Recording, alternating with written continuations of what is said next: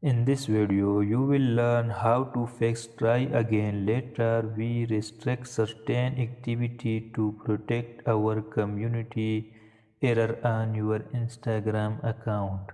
So let's start it.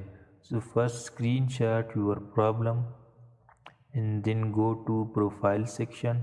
Tap on the three line. Click on setting. Tap on help.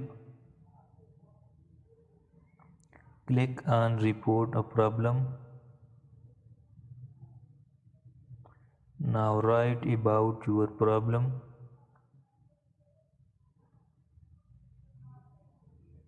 and upload screenshot of your problem.